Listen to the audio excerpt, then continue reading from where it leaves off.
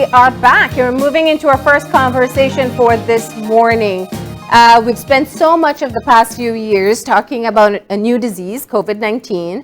And now, because across the globe there is active monitoring, including here in Belize for monkeypox, we are getting the details with Dr. Jorge Hidalgo. Of course, he's an intensive care specialist at Belize Healthcare Partners. And good morning, Doc. Good morning, and thank you for having me again, talking to a different topic today. Yes, yes. And well, I'll be honest, I think most people are saying, no, I don't want to think about another new disease. I'm sure you get that a lot. Yes. Well, as we spoke the last time, most of us, and I believe all the population, is already tired to hear about COVID. But just briefly, COVID is still there. The pandemic is not over. But now we still see hospitalizations, we right? still have some cases in the hospital, and also a lot of people testing positive. Fortunately, the less of hospitalized patients is less than the previous waves. No? Yeah. And so now there is an active surveillance for monkeypox. Let's step back for a moment. This is another zoonotic disease, and not typically spread to the countries that it's being detected in. Tell us a bit about the disease itself and why there is an alert out to monitor. Yeah. Well, first of all, as just to mention, monkeypox is not a new disease. Actually was discovered in 1958 and basically on lab monkeys. No? Then the first human case was reported in 1970 in El Congo, and especially was a baby. No? And then from there, we have most of the cases centralized in Central and West Africa. And the first cases that was reported out of Africa was in an outbreak that was reported in 2003 in the US. And basically those outbreak was as a result of some animals that was basically brought from Africa to the US. And then the people get in contact with them. And then we have in 2021 also one case reported. And now we have this outbreak that is basically called the attention, where we have the first case reported in April 29 in the UK. And then that's basically started this new outbreak that is called our attention, because by now we have more than 300 cases, more than 23 countries affected, mainly Europe, but we have cases reported in Canada, cases reported in the US, we have cases in Argentina, and then just recently we have a case documented in our neighbor country, Mexico, and of course that means that the virus is knocking in our door again. Since it doesn't typically spread into all these countries, what do we know about why it's spreading across the globe? Yeah, well, the first cases, and we're still not completely understanding, was a patient that essentially traveled to Africa, and then he became in contact with many other people in the UK. Then there was a spread to Spain, Portugal. The case in the US was a patient that traveled to Canada, apparently also getting in contact with someone who traveled to Africa, and that's the how to the spread start, because then of course everybody get in contact. Nobody realized that they have this condition, and then the way how we can contract that this monkeypox could be in many ways. We can get in contact with basically the rash and the vesicles in the skin, the secretions of a patient, also just to petting an animal that is already infected, we can contract that. No? Oh wow, yeah. Let's step back for a moment. When we see the images of monkeypox, people are thinking of it like chicken pox. but the closer relation is actually smallpox. That's correct, and that's a good question because one of the smallpox was very bad. No, as probably if we go back, the smallpox have many very aggressive, like more than 30% lethality, and some of those patients that survive, they have a lot of deformities because of the skin affection, no? And even some people get blind because left blind because of the condition. And then the last case of smallpox was reported in 1978, and in 1980 was the first eradicated disease with the use of the immunization. No? Yeah. I mean, one of the important aspects with the smallpox and monkeypox is because it's a related virus, and then when we got the smallpox vaccine, we can have a cross protection with the vaccine. But of course, when the condition was eradicated, the decision was just to hold, and nobody is getting immunized for smallpox. No? Oh. I mean that probably those that have 50 years and above, those who are in that population. Yeah. So people who were vaccinated before the 70s, late 70s, would have gotten a smallpox vaccine, Exactly. which should help them with immunity for monkeypox. Exactly. That's one of the things that we believe, that probably this population is very difficult to say because it's more than 50 years ago, that those that we got that vaccine probably have some kind of protection, even though that we know that with time, and that was we are learning with COVID, the immunization from the vaccines waned. But it's one of the theories. Of course, also one of the good things is that we have already a vaccine that is, of course, not in a mass production, is not already available to everyone, but we already have a vaccine that it can work for monkeypox. Actually, one of the new versions of the vaccine specifically for monkeypox was developed in 2019 and make available in 2019 for specific workers. And people who are high risk. Exactly. Yeah. And also we have an antiviral medication that also is not available for everyone, but there is some of the resources that fortunate are available in case of the condition escalate more. So let's talk about some of the basics of monkeypox here. We see some pictures as to what it looks like. It looks like little pus bumps, pustules on the skin. If that's how evident the disease is, how are people catching it?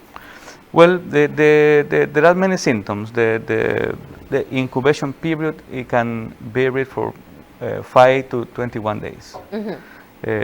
And of course, the most important thing is that, as we mentioned, how we are going to get infected is basically in contact with saliva, in contact with secretions.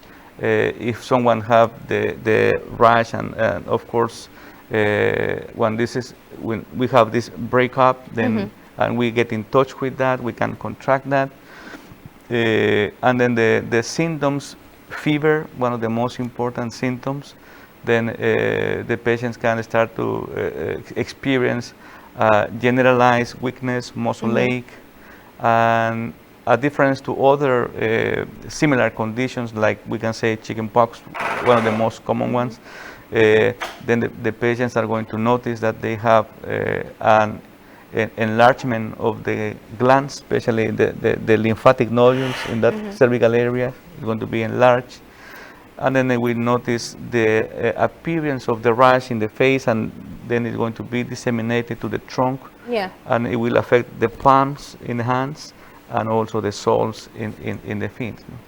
Is it a painful illness? It's painful. They have, especially with a lot of muscle ache and fever, and also we can have also lesions in the genital areas. And also some of the ways of contracting the condition is with people that are engaged on intimate contact. No? Now, I want to get into that because that's been a part of the misinformation that is out there. People are tying the transmission of monkeypox to men who have sex with men. Is that the sole mode of transmission, and what's the link there? No, this is of course one of the ways how we can contract the condition. One of the most important aspects that we don't want to say, okay, this is the group of population that is affected, is just a way of transmission. And even if you have sex, even with condoms, with protection, if the skin is break, then the condom is not going to offer you any protection. I mean, and this is the contact with those breakouts and the secretion, of course, that we can get infected with the monkeypox. But also, as I'm saying, just having a pet that is infected and we are petting that, or if we are in a conversation with contact with person with the saliva, also we can get infected. No? Yeah. So masks would be helpful in reducing that for people who are still using masks. How severe is it? Well, the condition it could be very severe in a sense that the rate of lethality is not bad. I mean that this is self-limited.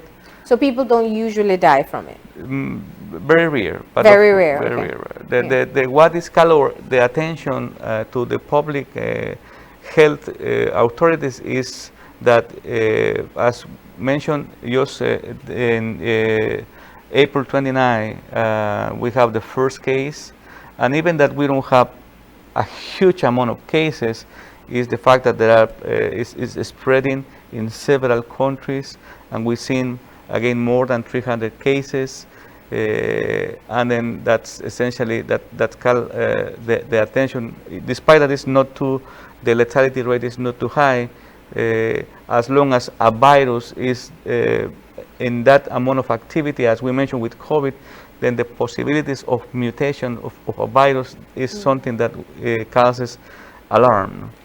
So what you're saying is that because in 1 month's time, it's been spread to 23 countries and about 300 people, or over 20 countries and about 300 people, that's concerning because it doesn't typically spread that far and that fast. Exactly. We don't see monkeypox, at least as I mentioned, in 2003 we have 43 cases very localized in the US. Yeah.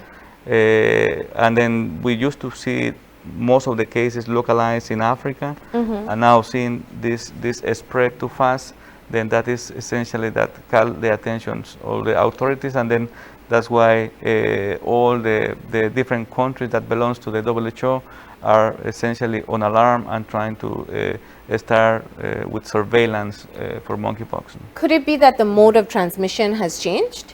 Well, that could be one of the reasons, and also because it's a condition that we don't know. And we can have a rash, and we assume that probably is nothing, could be, we assuming that it's probably something mild, and then we get in touch with the people, and then especially when the rash is active is when the condition is more transmissible.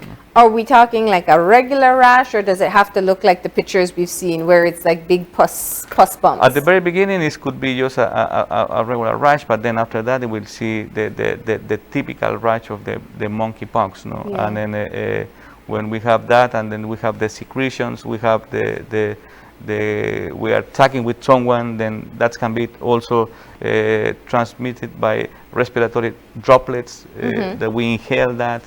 I mean that's why I believe in a way the fact that we are on those different measures for COVID, that also are the different measures that it will help us to prevent monkeypox. So let's walk through the symptoms for people. Since we do know that there is active surveillance, people need to know what to do. So what should you look out for? What would be some of the early symptoms? Yeah, the most important thing is that if you notice that you have fever, you start developing a rash, especially a rash in the face that is spread to the trunk, arms, and legs. And then, of course, if you notice some of your cervical glands inflamed, we normally examine What ourselves. is that, behind the head? And also in the neck. Okay. If we notice that we have our lymphatic nodules inflamed, then those are symptoms of alarm, and then that we need to look for medical attention just to make sure, and especially if we know that we potentially travel to a country.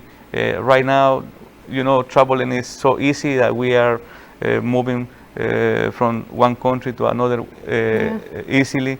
Then if we went to a country that is a case was reported, then I think so. The best thing is to go to your the family doctor, and then trying to get surveillance and be tested for that. Is there treatment available? The condition, as I mentioned, is self-limited. But which means it goes away on its own. Yes, exactly. It's going to be it go away by their own. But in a particular situation where the case is more severe, then we have antivirals available. Again, the antiviral medications that we have right now that we know that works for monkeypox are essentially not available around the world. It's nothing. We know that they are there, but it's not a medication that you will find now like COVID. I mean that they need to be basically produced massively to be because basically it wasn't available. something It wasn't, so right, exactly. so dominant. The similar like the vaccine. So, what does severe? I mean, who is at risk for getting severe symptoms, and what does that look like? Well, as every other condition, and as similar with COVID, always the vulnerable population are those that we are more looking after that, especially patients with an immunocompromised condition, patients with cancer, patients with HIV, patients with lupus, those patients that the immune system is already weak, then those are a higher risk to have a more severe form of the disease. Yeah. And Doc, people are watching and they're just thinking, to monitor another disease, how worried should the public be? Well, as one of the most important things is that this one is not it's like if we can compare with COVID, we can say that it's not like COVID. It's similar like COVID because it's a viral infection. Yeah. But in terms of the rate of lethality is not bad. No. Again, the concerning issue is that the amount of cases and the rapid movement of the condition, and that we've seen too much cases. Again, most of those cases are self-limited. We don't want to create any panic into the population. This is just an education, an informative session, just to create awareness of not a new disease, but a disease that is essentially is. It's new to us. Have we had monkeypox in Belize before? That's the thing. Even that is not a new disease. For many of the countries, we are basically the country that they are seeing is new for us. No? Yeah. For this area of the world. And like any disease, it affects demographics different. Ethnicity is different. So we don't know that much about it yet. Exactly. That we again with similar, even so, that we have certain amount of information because we have this background and we have cases reported since 1958, and cases in Africa where majority of the cases, especially Central and West Africa, are reported. In a sense, that's way because we have certain background information and what to expect and what to look for. Yeah. Even so, again, as you say, it's a new condition for us. And children, can they be affected? Yes, actually, the first case in 1970 was a baby. No?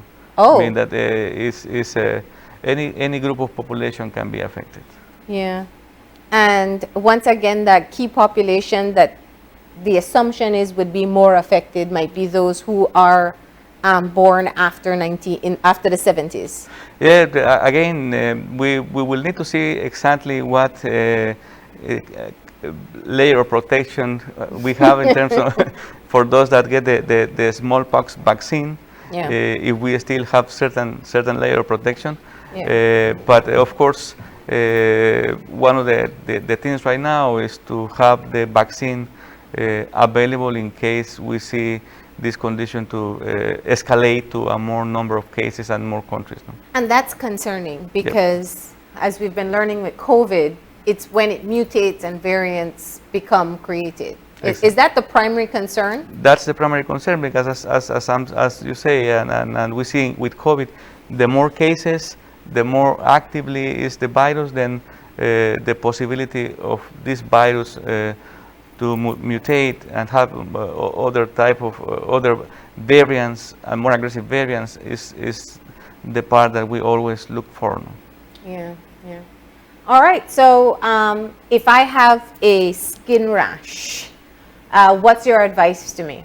Well, if someone notices suddenly, especially if you travel, if you have to travel to the U.S. where we have the closest country and that we have more cases reported, and if we suspect that we probably get in contact with someone and we start to notice a rash, we start to notice a fever, we start to see an enlargement of our lymphatic glands, then the most important thing is you need to go and see your family physician for advice. And is there a test that you take? Yes, it's the similar like other virus. Then it's a PCR test that we send for confirmation. In the meantime, if we have a case that is we consider it's a suspected case of monkeypox, then in the meantime, until we have the confirmation, the patient need to be isolated. Yeah. And preventative measures? The preventative measures are basically the same that we already are with COVID. We need to wash our hands properly, especially we have contact with secretions. We need to wash our hands properly. We need to wear masks, especially if we are going to be in contact with someone because of the droplets, especially with someone respiratory infections. The general measure that we are already familiar with is going to basically work and prevent us to contract monkeypox. Is there any information available as to whether or not it will continue spreading into new countries?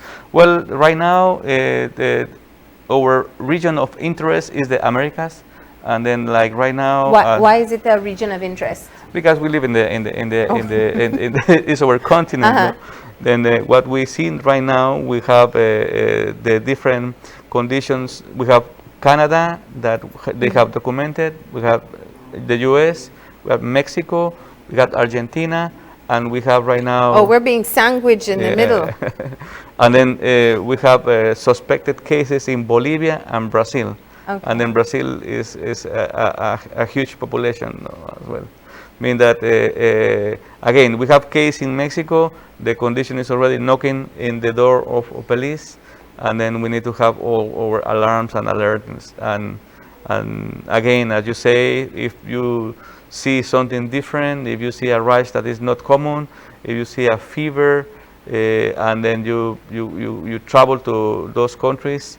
Then you must trying to get in touch with the family physician, trying to start surveillance, and also look for the contacts. Yeah. And then most important, get tested. No?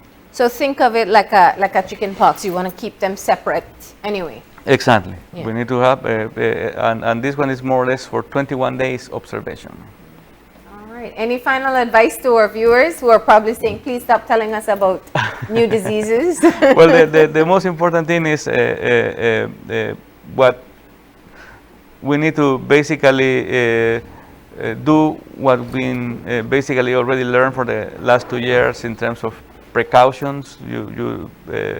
We need to basically be observant over washing our hands, trying to wear our mask whenever is needed. I know some of us believe that we can, or this basically measure already lifted, but we need to be very cautious, especially if we are going to be in crowded areas. No. Yeah. All right. Well, Dr. Hidalgo, it's important that we understand what's happening around us and the risks associated. It's a positive thing that it's not a highly lethal disease, but I understand your point in being able to reduce the spread so we don't see any mutations in the virus as well. Thank you for coming in. Thank you for the invitation. Keeping us updated with what's happening around the world in health. We are going to go ahead and take a break now. And from talking about global health to talking about the environment. World Environment Day is coming up, and the Department of Environment will be telling us all about how they're going to celebrate after the break.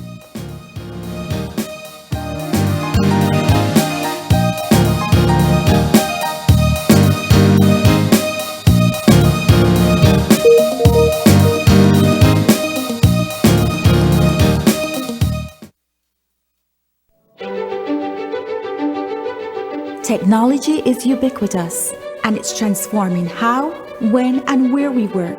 Fulltech Systems is placing award-winning devices in the hands of information workers, allowing them to work without compromise in a world without wires, to innovate, create, and to maximize productivity anytime, anywhere, satisfying the needs of the desk-centric remote and field worker and every other worker in between. We are providing the industry's best devices to businesses going through the process of digital transformation. Partner with us today to provide the solutions that will allow your employees to work effectively and efficiently to enhance your customers' experience.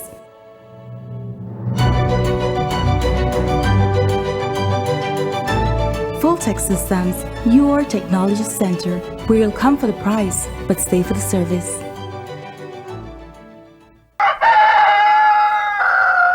Wake up! Wake up! Now which cheese you think you may eat all the while? Gallo cheese with the blue rooster on the label is the traditional and the real deal. The original Dutch, redback or hard cheese in a Belize. Be aware! Check your label and make sure it is in English and for the Belize market. Gallo cheese with the blue rooster. The real deal. Santiago Castillo Limited, supporting and building our Belizean community for 95 years and counting. Gallo Edam Dutch cheese, aged and tropicalized, the best formula for the Belize market, exclusively distributed by Santiago Castillo Limited.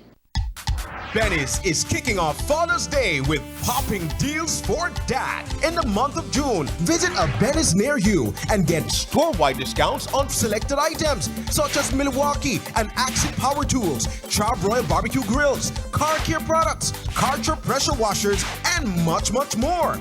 Make dad happy with popping deals for dad in June, only at Belize. Celebrating 75 years of quality and savings.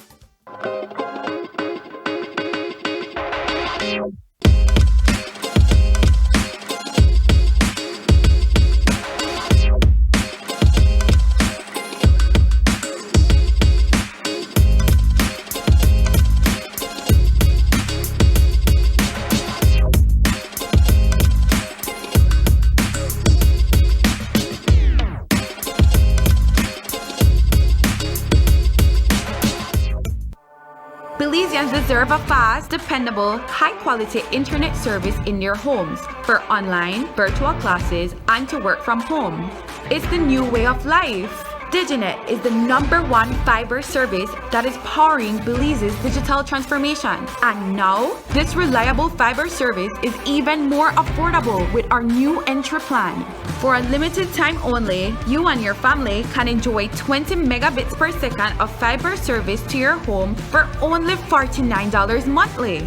No more missed classes and interrupted meetings. It's costing you time and money. Diginet is better than cable and better than wireless. Visit a Digistore today to sign up for the best home internet service in Belize. Come see what you've been missing. Same high quality, fast, and reliable fiber service, now at an even lower price. For more information, visit livedigi.com/diginet. Digi, our national telecom.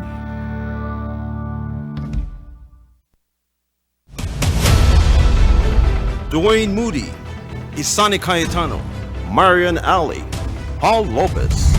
Your News 5 Belize teams do whatever it takes, go wherever they need to go, so you can catch the story wherever you are, whenever you want, on whatever device. Channel 5 Belize on television, Facebook, Instagram, and YouTube.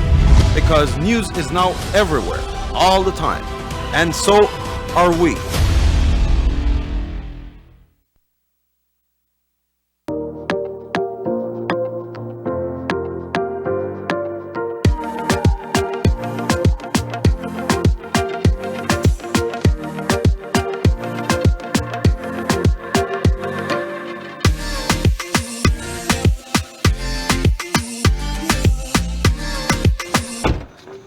Wow. Oh my god, she drunk. What the hurry. I got this. Goodness.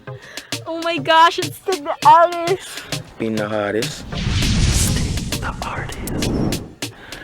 But you had way more than 2 drinks tonight, love, which is a legal limit to drive. What about you? Can you drive? Well, I was drinking soft drink all night, so I can drive her home. Thanks, Bree. Of course, Tricia. You know I got you. You're my girl. That's what I like to see. Friends don't let friends drive drunk, cause you can't replay in a real life. Stig says so.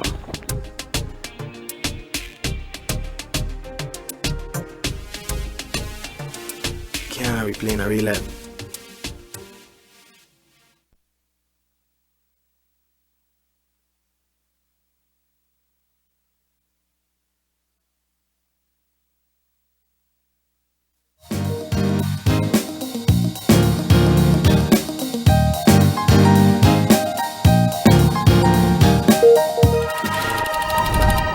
In the universe are billions of galaxies.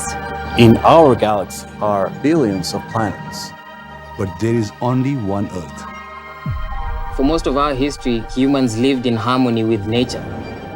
But we have shattered that balance. Exploiting our planet for products and wealth. Creating a climate catastrophe, driving species to extinction. And polluting our land, seas, and air. The wave of life is fraying. If it fails, we as a species will fail too. The science is clear, and time is running out. We must go from harming our planet to healing it. We must protect what we have and bring back what we lost to advance to a more sustainable future where everyone can thrive. Humanity has come together before to prevent environmental catastrophes. We have helped repair the ozone layer. We have restored millions of hectares of land and marine ecosystems, protecting thousands of species. And we've banned dangerous pollutants, saving countless lives. Let those victories be the torches that ignite more action and illuminate the path to a world in which we are once again at peace with nature. In the universe are billions of galaxies. In our galaxy are billions of planets. But there is only one Earth. Solo un planeta Tierra. 只有一个地球. केवल एउटै पृथ्वी. Bara en jord. Dunia ni moja tu. And there we go. What a better introduction for the upcoming World Environment Day. And it's commemorated on June 5th. And here to tell us all about how Belize will be celebrating from the Department of Environment, Environmental Officer Jorge Franco. Good morning. Hi, good morning. It's a pleasure to be here. I'm excited. Nice. This week we are gearing up to celebrate World Environment Day, which is on June 5th. And we have planned a lot of activities, which is, we're calling, based on the theme, which is Only One Earth. It's basically a call of action. Yeah. We know that Earth is having what we call a triple threat. We're looking at climate change, we're looking at nature loss, biodiversity loss, and we're looking at pollution and waste. So this year commemorates 50 years of celebrating World Environment Day. So it was established since 1972. So it's a great event, it's a big event, and this year's theme is the same theme that was given for the first year of World Environment Day. Again, it's a call of action. We're repeating the same theme. We're repeating the same theme because we believe it's 50 plus, and we need to commemorate it and mark our, half a century of celebrating World Environment Day. It means in 50 years we still didn't achieve that goal with only one Earth. We're only one Earth, and it's what we call constant improvement. Yeah, yeah. Jorge, let's step back for a moment. I think we should have been outdoors, but we can blame the weather, right? But when I saw that video that just aired, I think putting into context how when we talk about environmental practices that we have, the things that we do to preserve our environment here in Belize, how it's just one in the entire puzzle of what's happening on Earth. Let's look at the public education work that the Department of Environment does, how you drive this message home that Belize, as beautiful and as rich as we are in our resources, we are only a part of this global community. Well, it's through the public awareness unit of the Department of the Environment that we try to raise these awareness. We already know that government is doing a lot. It's having its policies, it's having its action plans in place. But through the public awareness, we want to raise awareness now to garner community involvement. Yeah. And so the activities that we planned this week is basically going out there and engaging everyone. If you look at the video, they say, excuse me, everyone needs to be involved to make sure that we can save planet Earth. Yeah. And so we do these activities geared to the general public, and we have, I think, it's 3 activities that we really want to push out there to build that awareness within the general community. Yeah. They always say that the younger population, that they are becoming far more aware and very, very big advocates against some of the issues surrounding climate justice. They are, we saw them at COP26, they took to the streets, they've been very vocal. So these competitions, you're hoping that the young people in Belize are going to get involved? Well, that's the intention. The week events includes everybody from the youngest to the oldest and to family and the community as a whole. For example, this week we're having the TikTok competition, which is geared at primary schools. It's basically just tell us what only one Earth means to you. Give us 2 minutes video, and you have a chance to win one of 3 great prizes. But not only that, once you are involved, right, you have the opportunity for your TikTok video to be highlighted through the UN website as well, because we'll be putting out all the TikToks, but unfortunately we can only have 3 winners, and we'll be putting these out using the hashtag #OnlyOneEarth, hashtag World Environment Day. And the deadline is today. The deadline is today, unfortunately. It's been out there for 3 weeks. The good thing is TikTok's easy for make, right? Beautiful. That's the idea, and we realize that it doesn't take a lot of resources. So that's the intention behind it. All right. So the age for that competition, you said, is primary school age? Only primary school. Okay. But again, we always want the parents, the brothers, the siblings to get involved with the primary school students. So it's a family affair. All right. And all you have to do is use the hashtag when you post it so that it can be found by your people. Well, whether they don't, once it's submitted to DOE, we will evaluate, and then we will add on the hashtag. So you will definitely get, that publicity out there. Global. What are the prizes involved here? Okay, for first prize, we have a Samsung tablet and a check for $100. We know that you have to pay for your internet, so we are cognizant of that. Second prize, we have a school bag full of goodies worth over $100, plus a check of $50.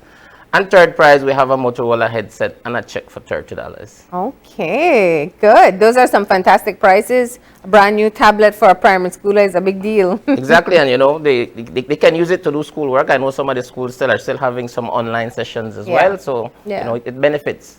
So that's one of the competitions you're having. Tell us about the others. What we have planned on Friday, June 3rd, is what we call an environmental fair. We want to bring out local businesses. We want to highlight the environmental products, highlight our local producers. Most of the time, they are not given that exposure. A lot of the time, we don't know they are there. The local crafts. We also want to bring out the government departments so that they can sensitize the general public on what they're doing to combat this triple threat that Earth is facing, and how is it that we are going to resolve this issue.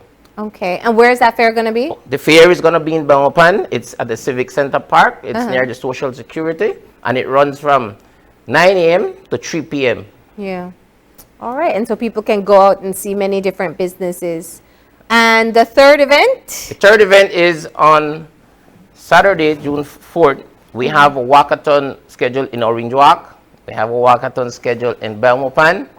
In Orange Walk, we've teamed up with the Orange Walk Town Council, local NGO, youth NGO, Eco Hearts, and also a project that is working in the restoration efforts for the New River.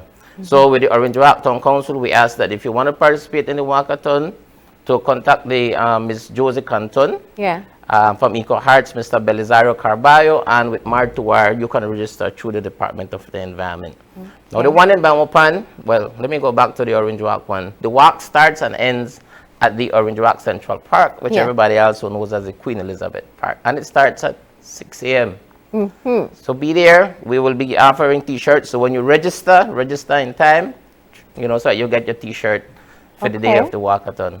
Okay. And so that's Orange Walk. That is for Orange Walk. And in the Bonnie Belmopan, it's 6 a.m. It starts from Kamalote and it goes into Belmopan.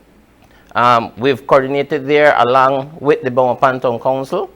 But you can register with the DOE. We have put out a link. You register there again, and you can participate and earn yourself a free T-shirt for the walkathon. The one for Belize City, we had to postpone. We're in a sunny situation, so we're putting off the Belize City Walkathon until June 11th. So we got more time to prepare for that. So we expect Belize City to be a bigger walkathon. Again, it was celebrating World Environment Day, and we want to make sure that even though it's June 5th, every day is a chance to improve our environment. So on June 11th, we come out in strong force in Belize City. We do the walk from BTL Park to Lighthouse and back. We will be providing snacks. Again, we encourage everybody to come out as a family. Bring your recyclable water bottles. We will be having refilling stations. We don't want to be using the disposable bags, the plastics, the one-time use. So we encourage people to come out with their recyclables. We will also have some available if needed. Yeah. Now, that's such a key thing, because we've seen many times where you have these long walks, and then you just, as you pass through, you're just seeing the plastic bags all over the place, which would definitely not fit in for Environment Day. Jorge, let's take a moment, though, as we talk about commemorating World Environment Day. One of the big things that's been happening, that's been finalized this year that we haven't discussed, has been the ban on plastics.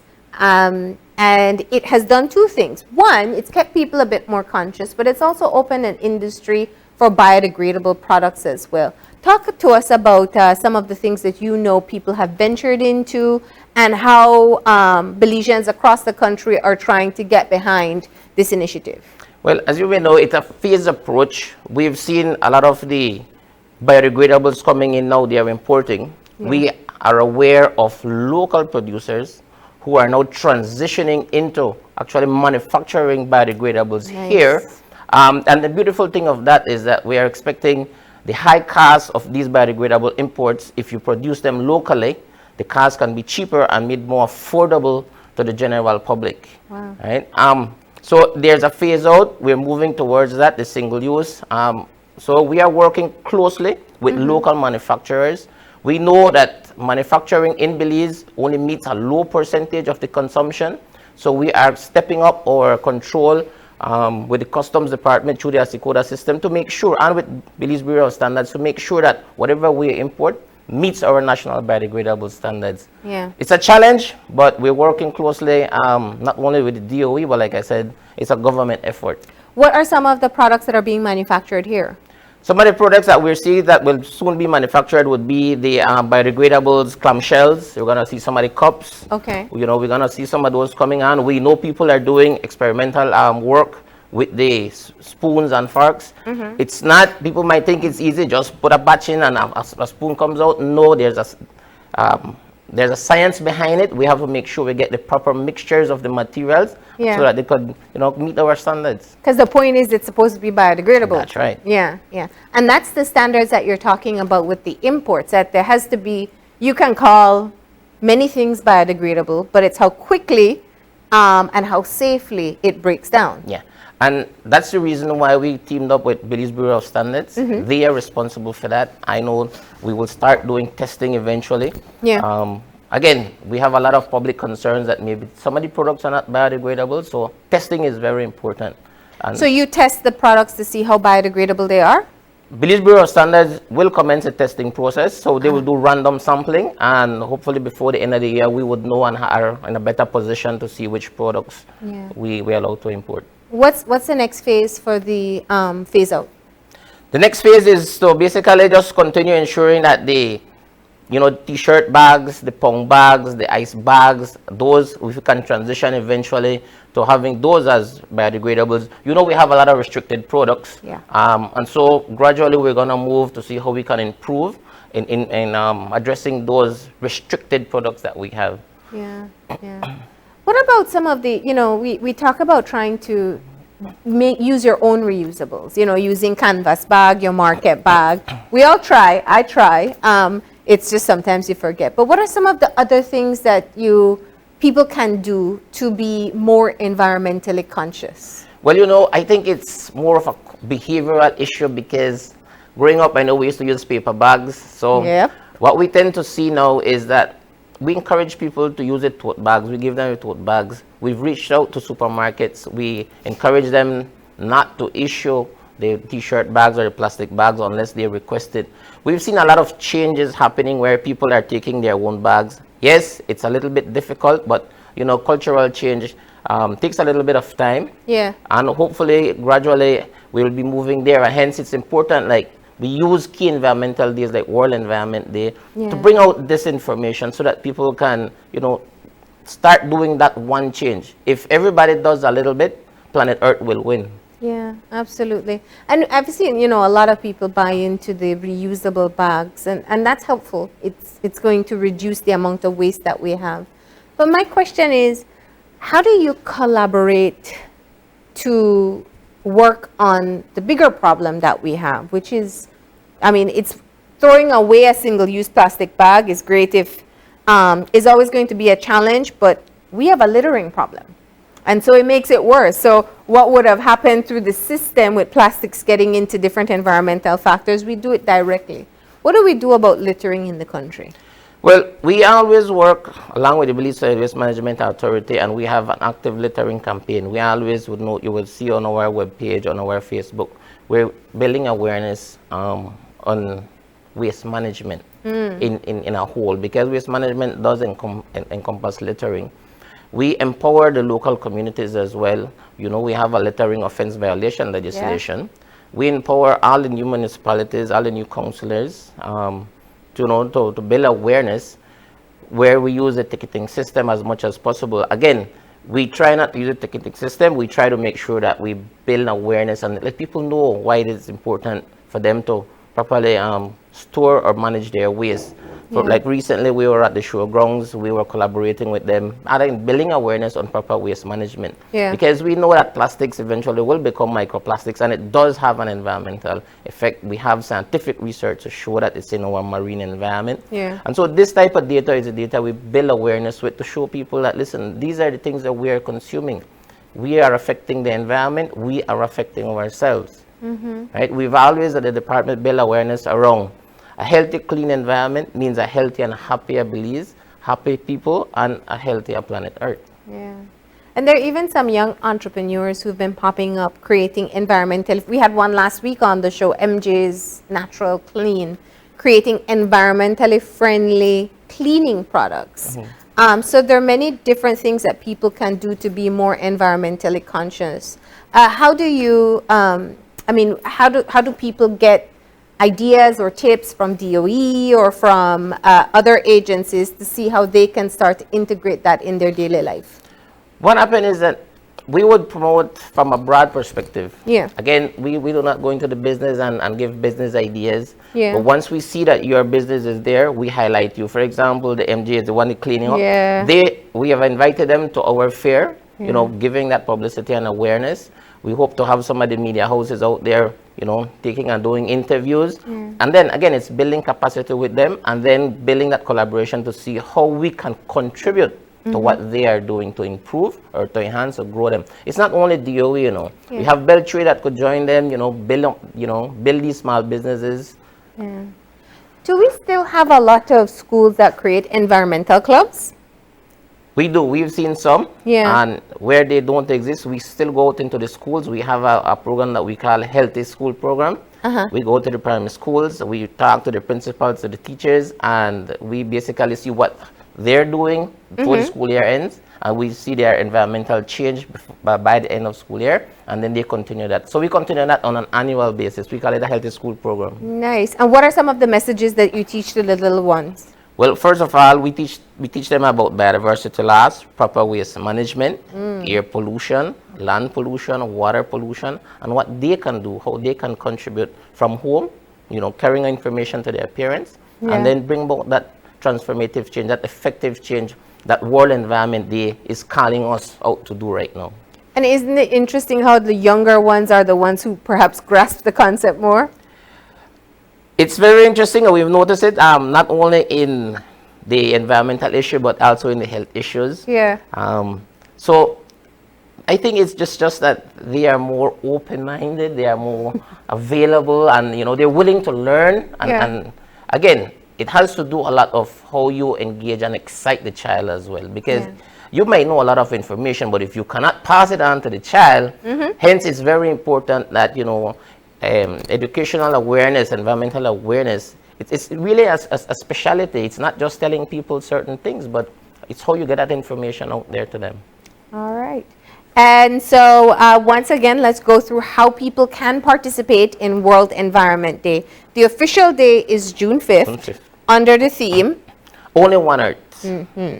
And the TikTok competition is the one that ends today, so people need to know about that. Tell us the rules once again. Well, the rules is basically just send us a video no longer than 2 minutes, and just tell us what Only One Earth means to you. Again, let's give them a cheat then. What does Only One Earth mean to you? And that's why I mentioned the triple threat that Earth has. We're looking at climate change issues. We're looking at biodiversity loss through nature loss, basically referring to deforestation and those type of stuff. And then we're looking at pollution and waste. So we know that government is doing their part. We want to see and engage the general public for them to do their part as well, because again, it's everybody's business. Yeah. All right. So TikTok competition closes at 4 p.m. today, and then we have the fair. The fair is on Friday. People do come out. Again, it coincides with Market Day in Belmopan, so we expect to see and get a lot of publicity. We've invited over 20 small businesses, local businesses to be out there. So do come out, and you'll, you know, get your discounts on these items that they're selling, and you will also be informed about changes that are happening and, you know, future plans that are coming through the government to address the triple threat. All right. And then we have our walks. Yes, the walk is a walk for a healthier body, which means a healthier earth. It shows your commitment to World Environment Day, and that is what we want the world to see. We will be highlighting all these videos, all these pictures with our hashtag Only One Earth, so that the world can see that, you know, Belize is a small country, but it's doing a great contribution to ensuring that Mother Earth survives and we continue to be a happy people. All right, and we keep on appreciating the environment that we are blessed with. So the walk is on Saturday in Orange Walk and Belmopan. In Orange Walk, it starts at? The Central Park, also known as Queen Elizabeth Park, and it ends there as well. At 6 a.m. At 6 a.m. And in Belmopan, where do you start? It starts at Kamalote. We'll be providing transportation from the Market Square out for people who are interested. So just be there for 5:30, and they will take you out. If you can make your way out to Kamalote, we'd appreciate that as well. And again, snacks provided, refreshments. Bring your recyclable water bottles. We really want to stay away from the disposables, the single use. And then on June 11th. June 11th, we come to Belize City to do the walkathon. Again, we had a conflict, and we know that certain things has to happen, but we will have the walkathon for Belize City, and we're partnering with Oceana with that. Nice. And so our contact person there is Cleon Coleman, so we can register with Cleo Coleman, and you'll qualify for that t-shirt. All right, so everybody get a free t-shirt once they register? Once supplies is available, you will get. People like free thing, you know. All right. Well, Jorge, thank you so much for joining us. And reminding us once again how important it is that we put into perspective our role in celebrating and preserving the environment. Yes, thank you too. All right, we're going to go ahead and take a break. When we come back, it's graduation season, and we are going to be talking to 3 top achievers from St. Catherine Academy. So please, stay tuned.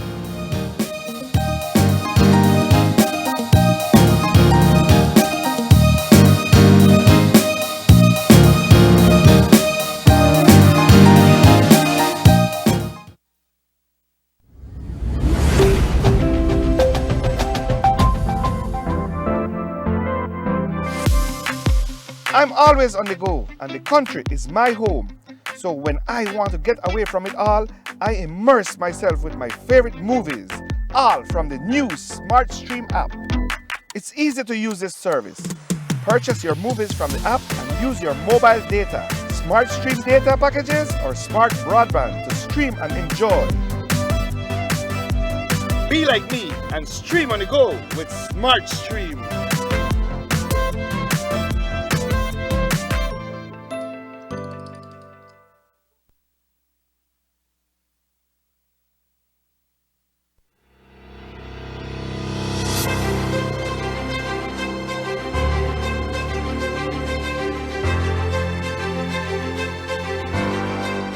Trying to work and save some money for my house, but it's too hard when you are a single mother.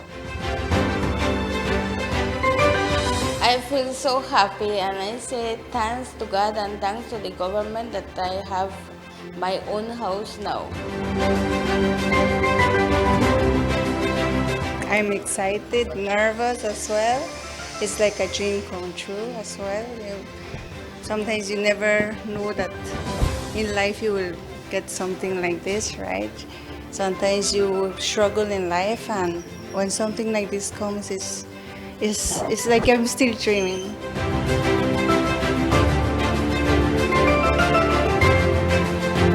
I appreciate all that you are doing for me. Well, I think this is the most important thing receiving in my life, that God have something that it calls family.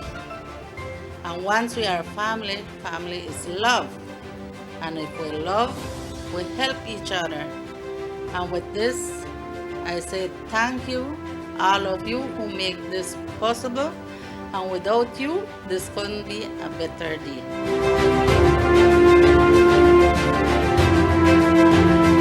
I'll have a kid that is for me and my children. One that will not only unlock a door, but one that will unlock the prospect of a better life for us both now and in the future. When you are in your home and you don't have to worry about nothing that are yours, that feeling is what we are distributing across the entire country. It crosses ethnicity, it crosses political lines, it crosses religious lines. We don't factor in those things, because at the end of the day, we're all Belizeans, and we need to look out for each other, and we need to work together, and we need to love each other. At the end, we're one family, and that's the Belizean family.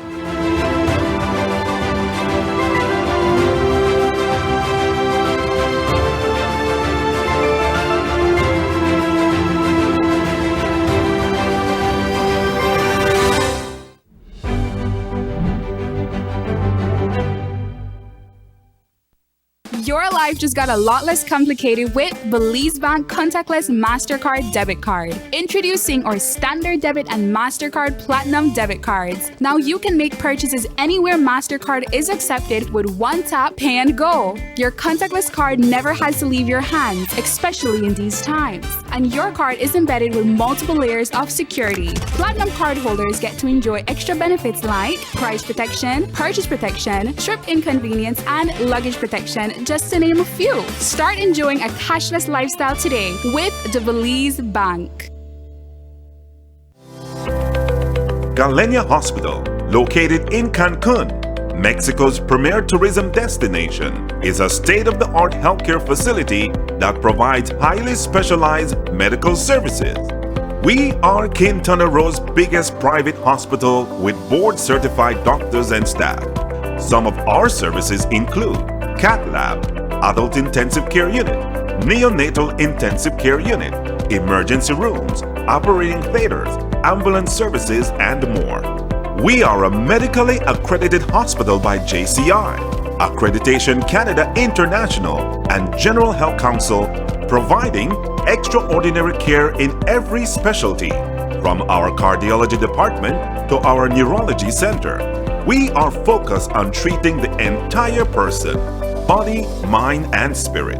Contact us at medicaltourism@hospitalgalenia.com or visit our website at www.hospitalgalenia.com.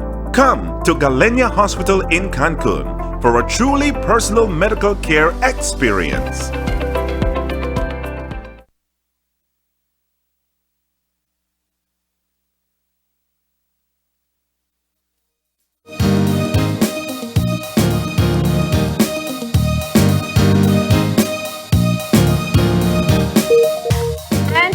Back, and as we said, it is graduation season. There are a lot of excited teenagers and also a lot of proud parents. But we are taking the time to highlight some of our top achievers across the country, and today we have the top 3 achievers from St. Catherine Academy. I have with me Jada Smith, we have Salima Barrow, and we have Sophia Solano.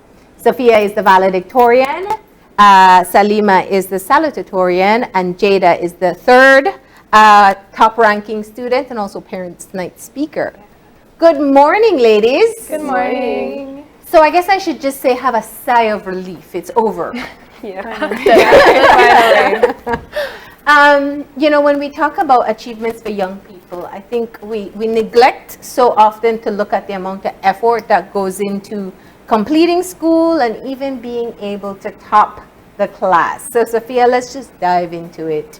1, congratulations. Thank you. And 2, if you were to explain to people what it took to be able to come out on top, what would you say? Wow, a lot of work. People tend to just say, oh, congrats, you know, like, good job, but they don't realize that you spend so many hours studying, so many hours, like sometimes it even gets extreme where you have to like stay up so late that you don't sleep, you don't eat, you know, like it gets crazy sometimes and it could be unhealthy, but I think I learned to have a balance that made me able to do well and still keep myself healthy. So yeah.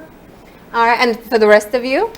I would say that it takes a lot of sacrifice because in high school, you know, people usually say like these are the years when you peak, where you have the most fun and you're always going out and making friends, but in order to maintain a top spot academically, you have to sacrifice a lot of that. So a lot of times my family asked me to go out, or my friends would ask me to go out, and I would be like, no, I can't, because I have to write this essay, or I have to do this or that. So yeah, exactly. Like, just to mimic what Jada said, it would kind of like leave me even like despondent at times because I was disappointed, but then I learned to have a sort of work hard, play hard mentality, and I think that's very important because, as Sophia said, that balance is what helps give you motivation.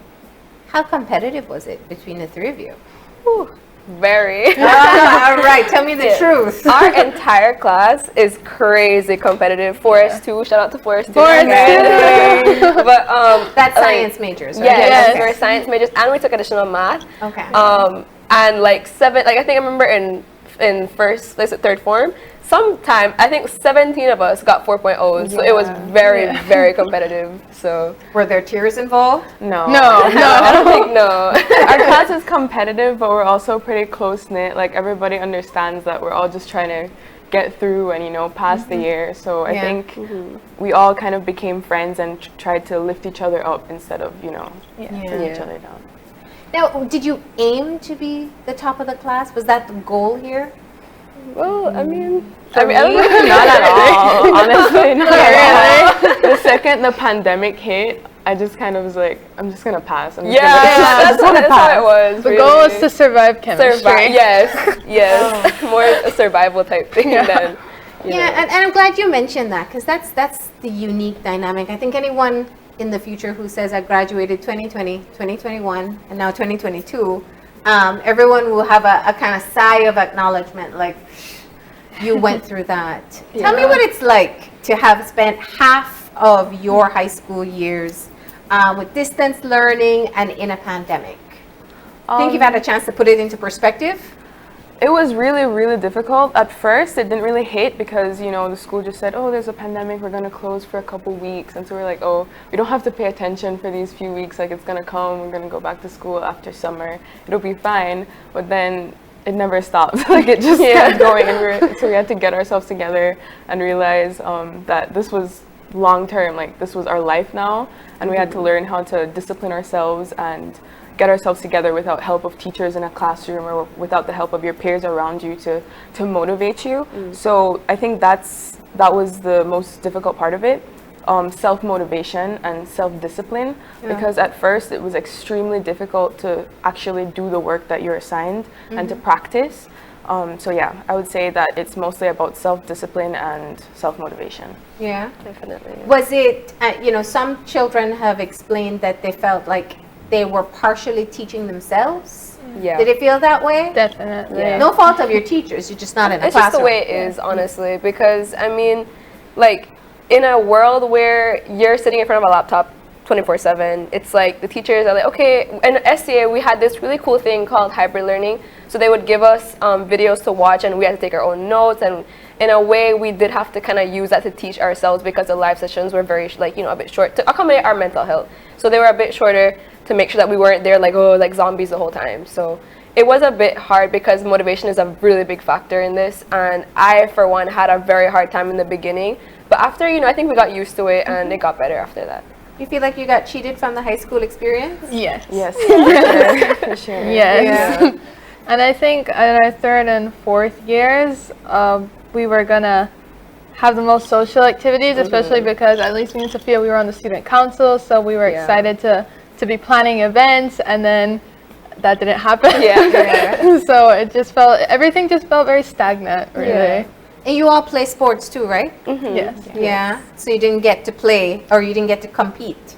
At first, no. At first, no. But I recently went to a couple of tournaments, and I think we just came back from Cancun, like, where things are starting to like get back to the way it was, and I really enjoy volleyball, so I really appreciate that. So now, I think a very common assumption that people make when they hear or when they see top achievers is that they think that you're absolute nerds. You don't make time for any fun. You're buried in your books.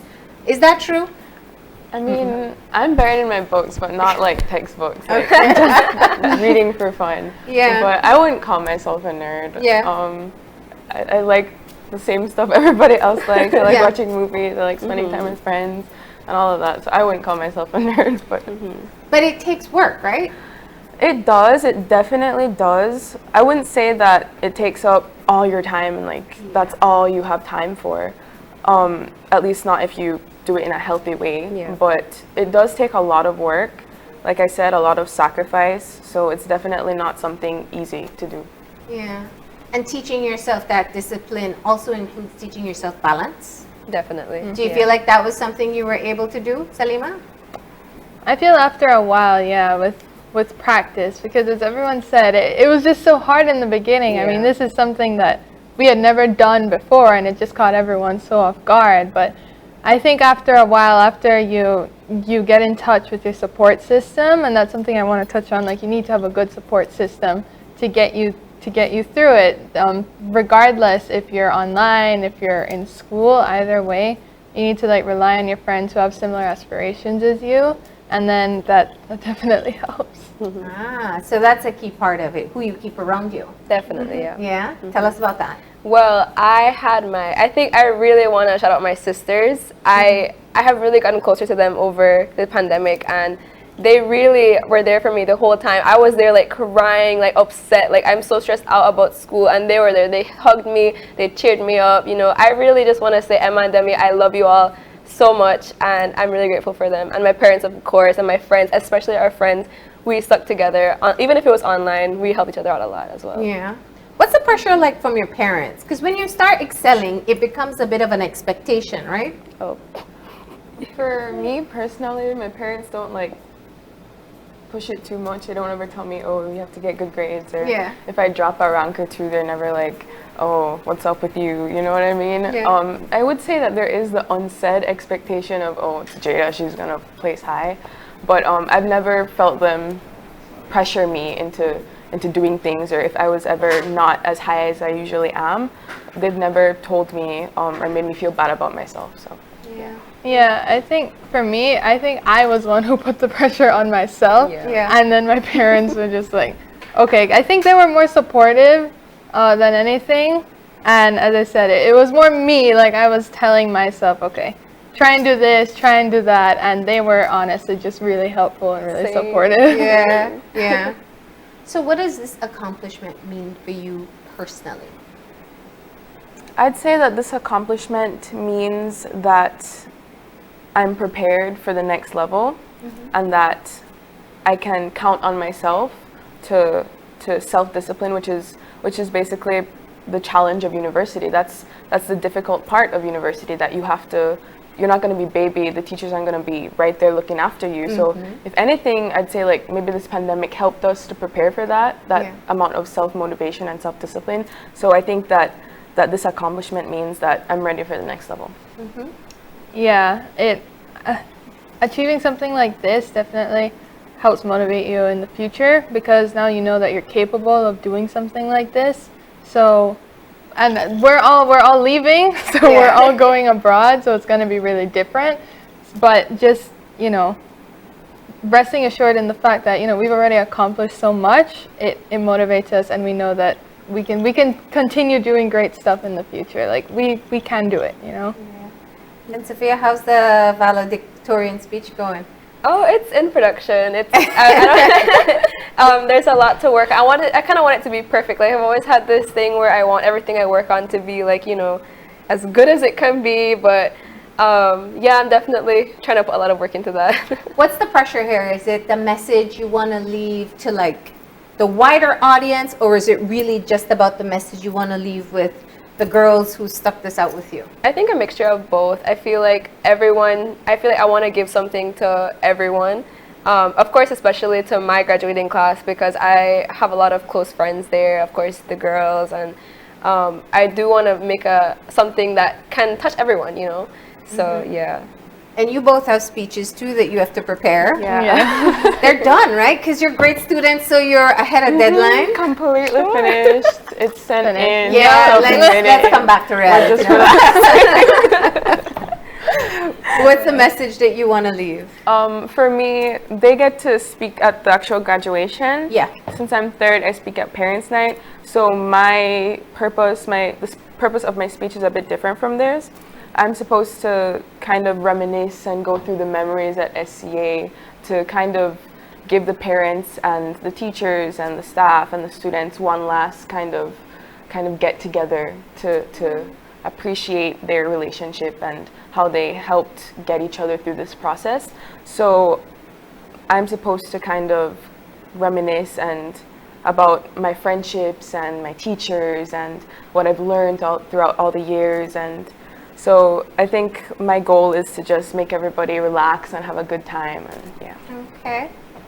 Yeah, I think mine kind of touches on that as well.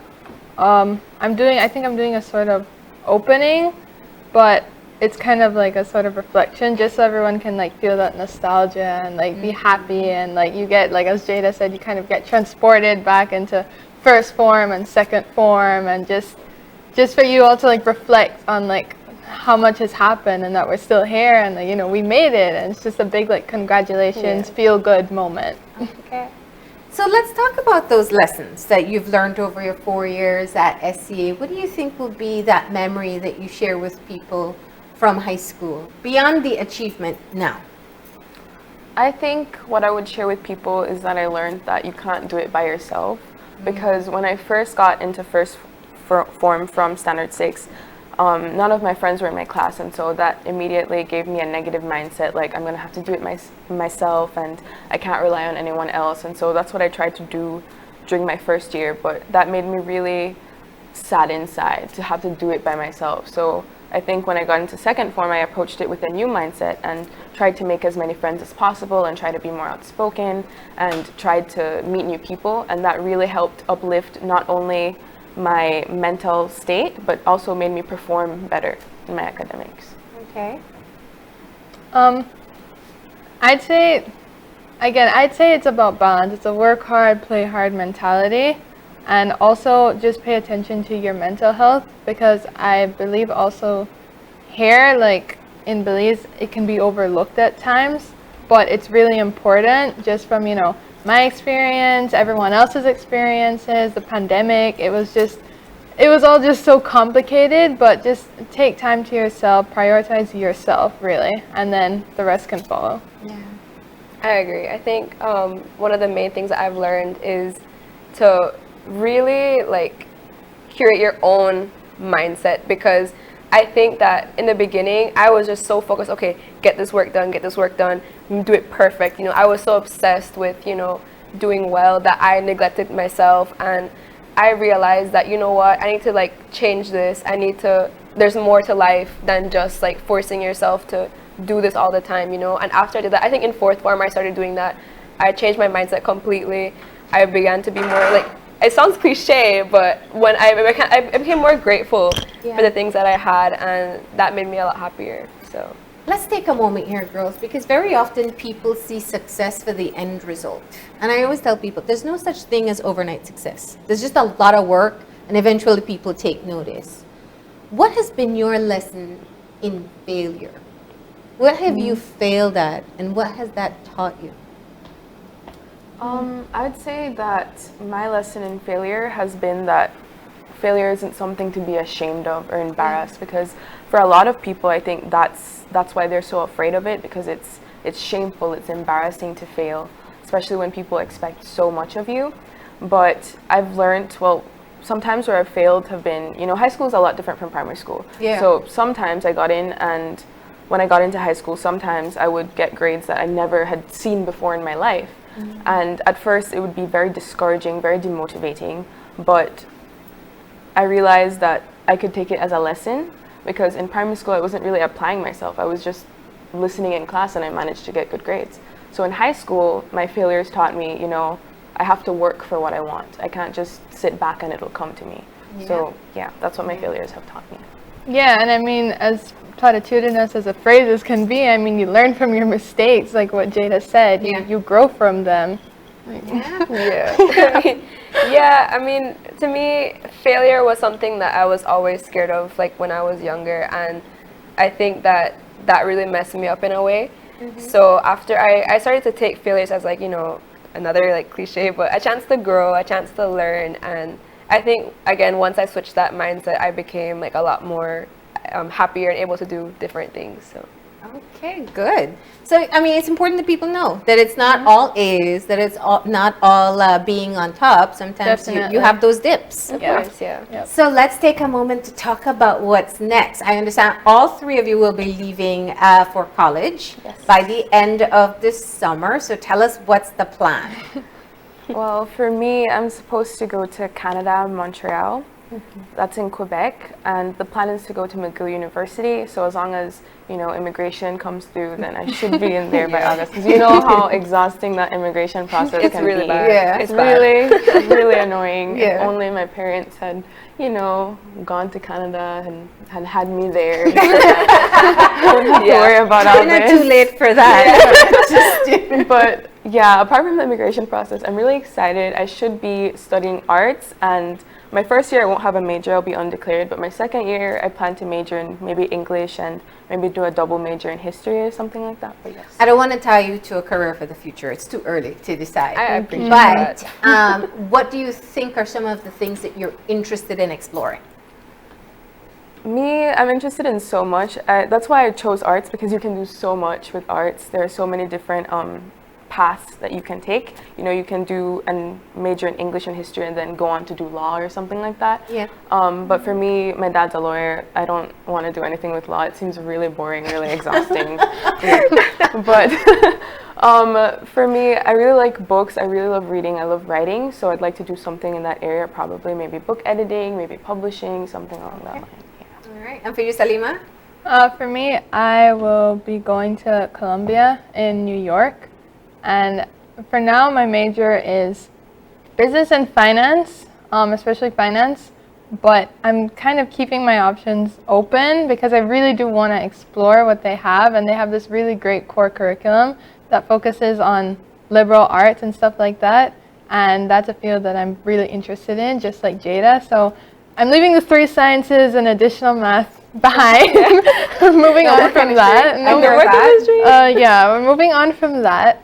But there are just so many things I want to explore, like international and public affairs maybe, or history. That's like Jada, I really love history, and I was kind of like disappointed in the lack of like world history that we had in high school. We didn't really get that, and so I kind of just taught myself stuff. Like I would just go like read and like listen to podcasts and stuff just because I was personally interested in it. But I'm excited that I'll be able to have that opportunity now. So we'll see what happens. Okay, and Sophia? And yes, I'm supposed to go to the University of Toronto, which I'm very excited about. But like Jada said, the Canadian immigration process is a bit stressful because you have to apply for study permits and things like that. So that has to be approved first. But I hope to study, I'm got into the Rotman Commerce program at U of T. And I hope to major in finance and economics. So yes, also switching from 3 science. So, but definitely gonna keep my options open, like Salima said, because there's a lot I want to explore as well. Even in in electives, like I want to try classics, philosophy, you know, things like that. So. And where do you see yourself in the future, Belize? Well, I do wish to come back and you know, try to make an impact as well, because I feel like we have a lot of work to do as well in Belize. And like Salima said, maybe like some improvements in the general education system, offering more classes, you know, giving more opportunities. I think that's very important, and I also want to be a part of that in the future. I'm not gonna lie. For the longest time, my mindset has just been get out, go, don't ever look back. But recently, I've kind of had a change of heart, because I guess it's the fact that I'm finally comprehending that I'm gonna go and I might never see some of the people I love again. You know what I mean? If I don't come back. So recently, I've had a change of heart, and I would want to come back. I'd want to visit, and also there's a lot of work to be done here surrounding things that, you know, the adults and older people might not understand. Not their fault, just generational gap, but you know, a lot of things to do with mental health that really need to be enforced. And you know, our youth, not only here but everywhere, has a serious issue when it comes to mental health that needs to be resolved. So, you know. Yeah, and I mean, I've always been a little advocate, so that's part of me. Like, I can't let that go now. So no matter what I'll do, I will find a way to come back, continue working with Oceana, continue all my campaigns to Dream Up, pass on the limeade stand to another little girl when I'm older, like all of that. You still make limeade? Next question. Colombia. Oh my gosh. Yeah, we'll see. I think they'll ask for some hard stuff there too, but ladies, you know, what you have done is definitely, it's taken a lot of hard work, and so we wanted to take a moment to hear from you. Also say congratulations, and just one final close. Who do you want to say thank you to? And you can look right into that camera there, because they're probably watching on the other side. Okay. I would like to say thank you first and foremost to all the amazing teachers at SCA, because of course it's not always easy. Of course sometimes they make life really, really hard for us. But you know, at the end of the day, without them we wouldn't be here right now. And they work really, really hard, especially during this pandemic where, you know, everyone's pay was cut.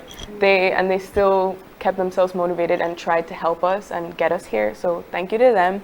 And I'd also like to thank my friends, you know, these amazing ones here, but also the ones who aren't here: Abigail, Haley, Avianca, Daniela, Chloe. They've all been my pillar of support this entire time. Of course, I'd like to thank my parents. They gave me my foundation.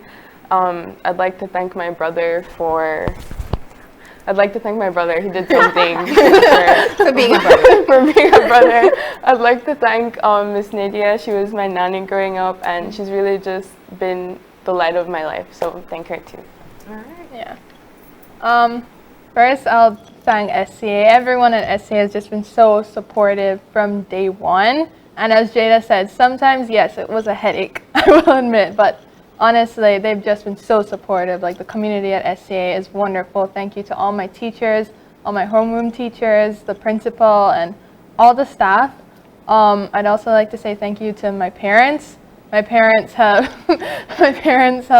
loved me and supported me through everything, and they've just loved me so much. I can't express how grateful I am to my parents, to my friends, Sophia, Jada, again, Abigail, Haley, Avianca, Daniela, everyone, and all the other friends that I made at SCA, especially Forrest too. You guys are wonderful, honestly. Yeah.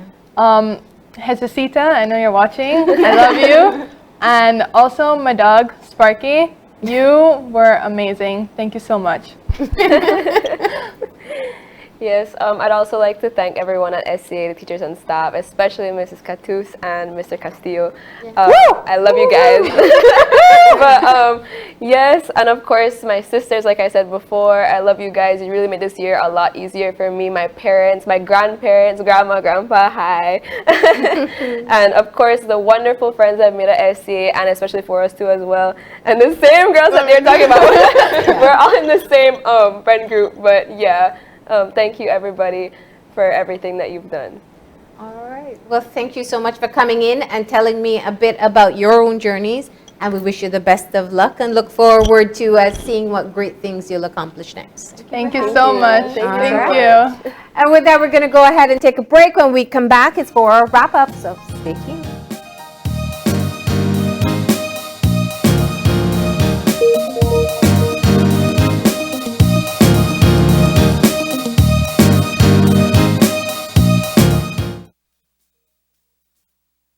Hola usuario de eCash, la aplicación eCash está disponible en español.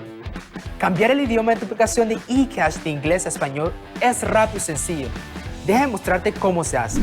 Primero, abre tu aplicación eCash. Introduce tu PIN. Toca el icono More en la parte inferior de tu pantalla.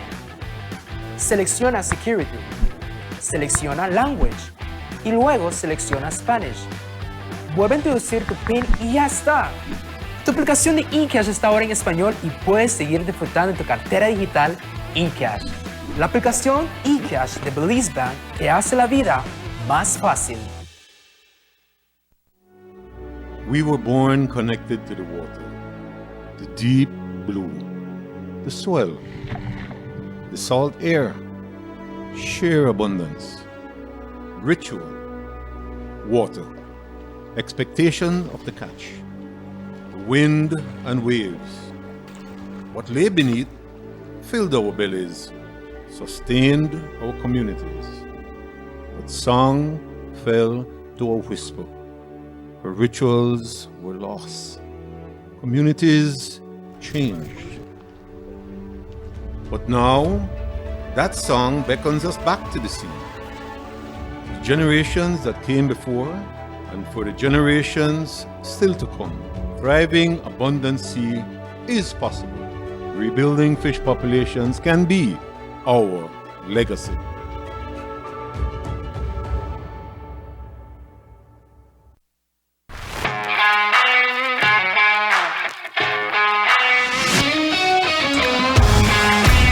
Messi! Off goal! What a goal from Leo Messi! What an incredible strike from Leo Messi!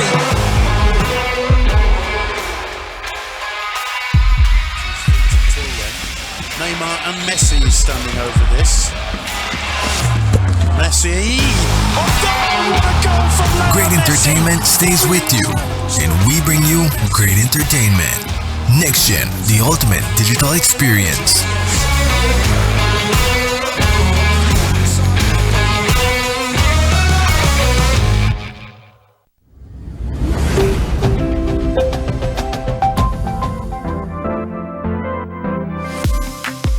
I'm always on the go, and the country is my home. So when I want to get away from it all, I immerse myself with my favorite movies, all from the new Smart Stream app. It's easy to use this service. Purchase your movies from the app and use your mobile data, Smart Stream data packages, or smart broadband to stream and enjoy. Be like me and stream on the go with Smart Stream.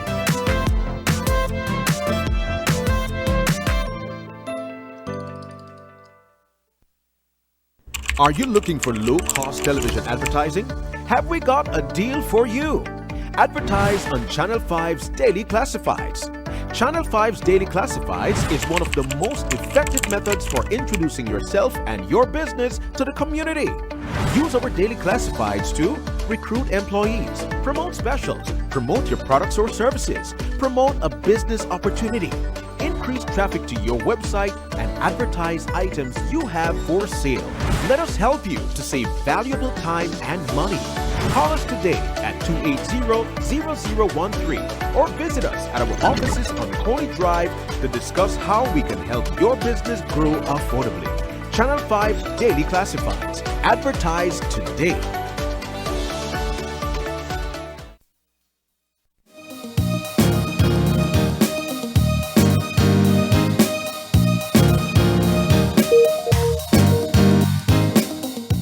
And we are back, and we want to say thank you for tuning in today. We have 3 great conversations. First of all, I know we don't want to be talking about any new diseases, but Dr. Jorge Hidalgo came in to kind of just give us a better understanding about monkeypox, what we should be looking out for, why there's concern, and also to allay all fears that it's not something that is considered to be fatal. However, it is a matter of being able to ensure that we monitor in case there is the introduction of the disease in Belize, right? So we want to say thank you to Dr. Hidalgo for that. We also want to say thank you to Jorge from the Department of Environment. Jorge told us all about the ongoing plans for World Environment Day. And just a reminder that TikTok competition, the deadline is 4 p.m. today, so you have to get that out quickly to them. There's also the fair that takes place in Belmopan on Friday, and the walk in Orange Walk and Belmopan, and next week, Saturday, in Belize City. And we also want to say thank you to our top achievers from St. Catherine Academy. Great conversation there with the young ladies. And, you know, I think when we have graduation season, there's a lot of pride and there's a lot of joy in the air. But we're happy to take the time to hear from the students themselves about the work that they've put in to be able to make such achievements. So thank you to Jada, Salima, and Sophia for coming in and sharing their experience.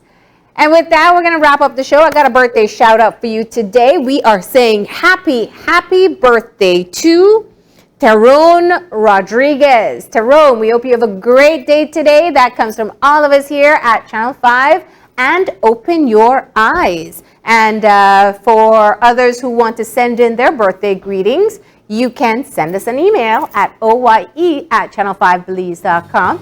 You can also reach us on Facebook at Open Your Eyes BZ and on Instagram at OYEBelize. Remember to tune in tomorrow morning at 6:30 when you open your eyes to start your morning right. Until then, keep your eyes, your mind, and your hearts open. We'll see you soon. Enjoy your day, Belize.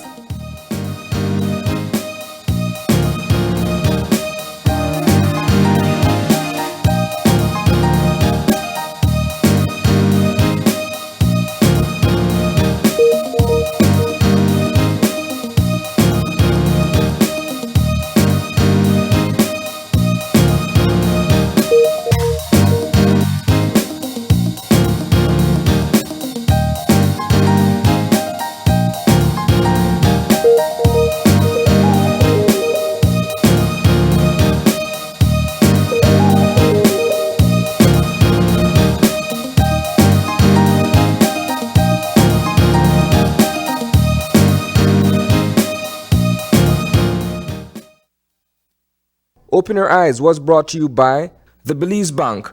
Our country, your bank.